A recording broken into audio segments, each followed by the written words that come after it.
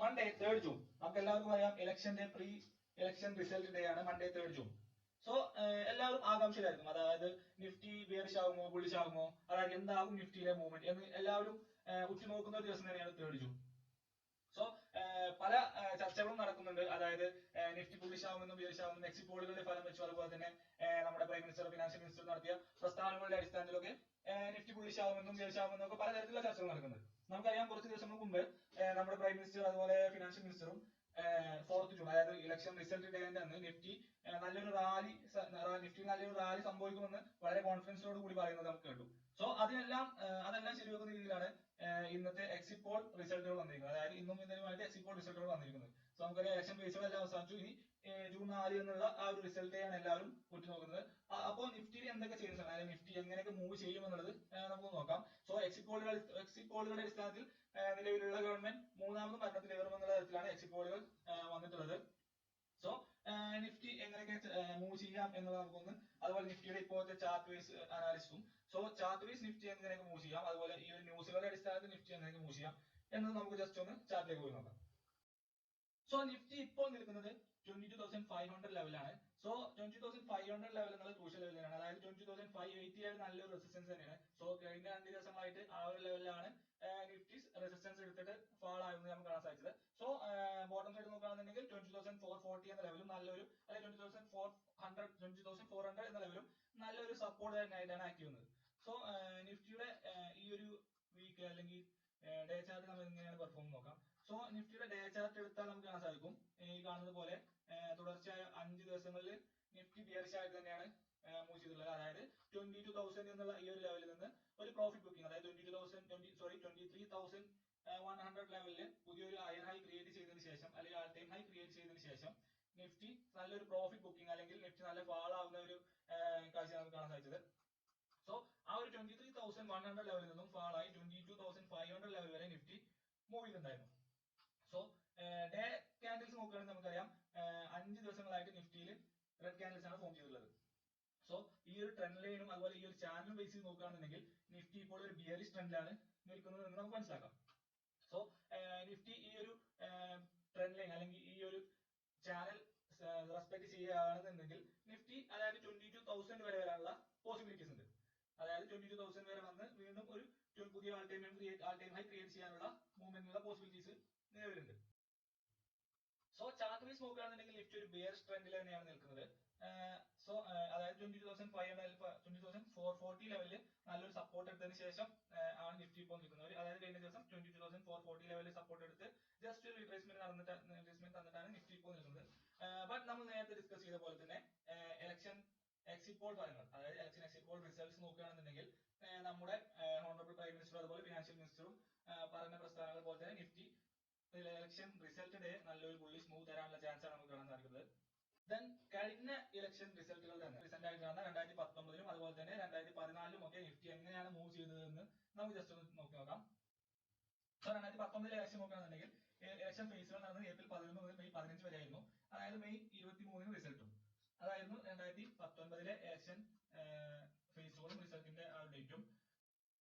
So നമുക്കറിയാം April 11 മുതൽ, അതായത് ഈ ഒരു ഡേറ്റ് മുതലാണ് ഇലക്ഷൻ ഫേസുകൾ സ്റ്റാർട്ട് ചെയ്തിട്ടുണ്ടായിരുന്നത്. ഈ ഒരു ചാർട്ട് ഇതൊരു ഡോജി ക്യാൻഡിലാണ്. സോ നമുക്കറിയാം ആ ഒരു ഏപ്രിൽ മന്തിൽ ഏകദേശം 11,861 വരെ നിഫ്റ്റി മൂവ് ചെയ്തിട്ടുണ്ടായിരുന്നു. ദെൻ അവിടെ നിന്ന് ഏകദേശം 11,112 വരെ നിഫ്റ്റി ഫാൾ ആവുന്ന കാഴ്ചയാണ് കണ്ടത്. അതായത് ഇലക്ഷൻ ഫേസുകൾ അവസാനിച്ചത്, അതായത് ഇലക്ഷൻ ലാസ്റ്റ് ഫേസ് May 15 ആയിരുന്നു. സോ May 14 വരെയും May 15 അന്നും നിഫ്റ്റി നല്ല ഫാൾ ആവുന്ന ഒരു കാഴ്ചയാണ് കണ്ടത്. സോ ഇലക്ഷൻ ഫേസുകൾ കഴിഞ്ഞിട്ട്, അതായത് ഇലക്ഷൻ നടന്ന ആ ഒരു ടൈമിൽ നിഫ്റ്റി ഏകദേശം മോർ ദാൻ 5%, അതായത് ഇലക്ഷൻ ഫേസ് ഫസ്റ്റ് മുതൽ ഇലക്ഷൻ ഫേസ് ലാസ്റ്റ് വരെയുള്ള ആ ഒരു ടൈമിൽ 5% ഡൗൺ ആണ് നിഫ്റ്റി ഉണ്ടായിരുന്നത്. ദെൻ അതിനുശേഷം ഇലക്ഷൻ ഫേസുകൾ കഴിഞ്ഞതിന് ശേഷം ഇലക്ഷൻ റിസൾട്ടിന്റെ ആ ഒരു ഡേ വരെ നോക്കുകയാണെന്നുണ്ടെങ്കിൽ നിഫ്റ്റി ആ ഒരു ഡൗൺ ആയ 5% വീണ്ടും മൂവ് ചെയ്യുന്ന ഒരു കാഴ്ച നമുക്ക് കാണാൻ സാധിച്ചത്. അതായത് 11,100 മുതൽ 11,800 ലെവൽ വരെ വീണ്ടും മൂവ് ചെയ്യുന്ന ഒരു കാഴ്ച നമുക്ക് കാണാൻ സാധിച്ചത്. സോ ദെൻ ഇലക്ഷൻ റിസൾട്ടിന്റെ ആ ഒരു ദിവസം, അതായത് May 23 അന്ന് നല്ലൊരു വോളറ്റൈൽ ക്യാൻഡിൽ തന്നെയാണ് ഇതിന് കാണാൻ സാധിക്കുന്നത്. അതായത് ഈ ക്യാൻഡിൽ കണ്ടാൽ നമുക്കറിയാം ആ ഒരു മാർക്കറ്റ് നല്ല വോളറ്റൈൽ ആയിരുന്നു എന്നുള്ളത്. സോ അന്ന് ഏകദേശം 400 പോയിന്റ്സിന്റെ ഉള്ളിൽ, അതായത് ഇൻ ബിറ്റ്വീൻ 400 പോയിന്റ്സിന്റെ ഉള്ളിലാണ് മാർക്കറ്റ് നല്ല മൂവ്മെന്റ് തന്നിട്ടുണ്ടായിരുന്നത്. 2014 നോക്കുകയാണെന്നുണ്ടെങ്കിൽ ഏപ്രിൽ ഫസ്റ്റ് വീക്ക് മുതൽ, അതായത് ഏപ്രിൽ 7 മുതൽ മെയ് 12 വരെയാണ് എല്ലാ ബേസുകളും നടന്നിട്ടുണ്ടായിരുന്നത്. മെയ് 16 നല്ല ഉണ്ടായിരുന്നു. സോ ആ ഒരു കാലയളവിൽ നോക്കുകയാണെന്നുണ്ടെങ്കിൽ നിഫ്റ്റി അറൌണ്ട് 10% അപ്പ് ആയിട്ടാണ് കാണുന്നത്. അതായത് ഏപ്രിൽ 11 മുതൽ മെയ് 14 വരെ നോക്കുകയാണെന്നുണ്ടെങ്കിൽ മെയ് 16 വരെ നോക്കുകയാണെന്നുണ്ടെങ്കിൽ നിഫ്റ്റി അറൌണ്ട് 10% അപ്പ് ആയിട്ടാണ്, അതായത് 10% മൂവ് ചെയ്തതായിട്ടാണ് കാണുന്നത്. സോ മെയ് 12 ആയിരുന്നു ലാസ്റ്റ് ബേസ് റിസൾട്ട്. സോ അതിനുശേഷം നിഫ്റ്റി നല്ല മൂവ്മെന്റ് നന്നായിട്ട് നമുക്ക് കാണാൻ സാധിക്കും ആ ലാസ്റ്റ് ബേസ് റിസൾട്ടിന് ശേഷം. പിന്നെ റിസൾട്ട് ഡേ അന്ന് ഈ ക്യാൻഡിൽ കാണുന്ന പോലെ നല്ല വളർത്തായിരുന്നു മാർക്കറ്റ്. അതായത് ഒരു ഹൈ 7600 ലെവൽ വരെ പോയി, വീണ്ടും 7100 ലെവൽ വരെ 600 പോയിന്റ്സിന്റെ നല്ല വളർത്തിയ മൂവ്മെന്റ്സ് ആണ് നിഫ്റ്റി ആ ഒരു ഡേ മാർക്കറ്റ് തന്നിട്ടുള്ളത്. സോ ഈ റീസെന്റ് ആയിട്ട് നടന്ന 2 ഇലക്ഷൻ റിസൾട്ട് ഡേകൾ നോക്കുകയാണെന്നുണ്ടെങ്കിൽ നിഫ്റ്റി നല്ല വളർത്തൈൽ ആയിട്ട് തന്നെ മൂവ് ചെയ്തിട്ടുണ്ട്. സോ ഇപ്പോഴത്തെ മാർക്കറ്റ് നോക്കുകയാണെന്നുണ്ടെങ്കിൽ നല്ല, അതായത് അനുകൂലമാണെങ്കിൽ, അതായത് മാർക്കറ്റിന് അനുകൂലമായ റിസൾട്ട് ആണ് വരുന്നത്, എക്സിൽ ബോർഡുകളുടെ അടിസ്ഥാനത്തിലുള്ള റിസൾട്ട് ആണ് നിഫ്റ്റിയിൽ വരുന്നത് എന്നുണ്ടെങ്കിൽ, അല്ലെങ്കിൽ ഇലക്ഷൻ വരുന്നത് എന്നുണ്ടെങ്കിൽ നിഫ്റ്റി നല്ലൊരു ബുള്ളിഷ് ആവാനുള്ള ചാൻസ് വളരെ കൂടുതലാണ്. സോ 23,000 എന്നുള്ള ബ്രേക്ക് ചെയ്ത് മേ ബി ഒരു ന്യൂ ആൾ ടൈം ആയി ക്രിയേറ്റ് ചെയ്യാനുള്ള ഒരു മൂവ്മെന്റ് വരെ മേ ബി പോയേക്കാം. സോ അങ്ങനെയാണെന്നുണ്ടെങ്കിൽ നിഫ്റ്റി നമുക്ക് വാച്ച് ചെയ്യേണ്ട പോയിന്റ്സ് ഏതൊക്കെയാണെന്നുണ്ടെങ്കിൽ നമുക്ക് ജസ്റ്റ് നോക്കാം. സോ നിഫ്റ്റി ഇപ്പോൾ നിൽക്കുന്നത് 20,500 ലെവലാണ്. സോ 20,580 എന്നുള്ളത് നല്ലൊരു റെസിസ്റ്റൻസ് ലെവൽ തന്നെയാണ്. സോ 20,580 ലെവൽ ബ്രേക്ക് ചെയ്താൽ 20,700 ലെവൽ നല്ലൊരു റെസിസ്റ്റൻസ് ലെവലാണ്. സോ അതും ഫർദർ ബ്രേക്ക് ചെയ്യുകയാണെങ്കിൽ 20,800 ലെവൽ നല്ലൊരു റെസിസ്റ്റൻസ് ആയിട്ട് തന്നെ ആക്ട് ചെയ്യും. ദെൻ അത് ബ്രേക്ക് ചെയ്താൽ നമ്മുടെ ആൾ ടൈം ഹൈ ആയ 23,000 എന്നുള്ള ലെവലാണ് വളരെ ക്രൂഷ്യൽ ആയിട്ടുള്ള ഒരു ലെവലായിട്ട് ഇപ്പോൾ കാണാൻ സാധിക്കുന്നത്.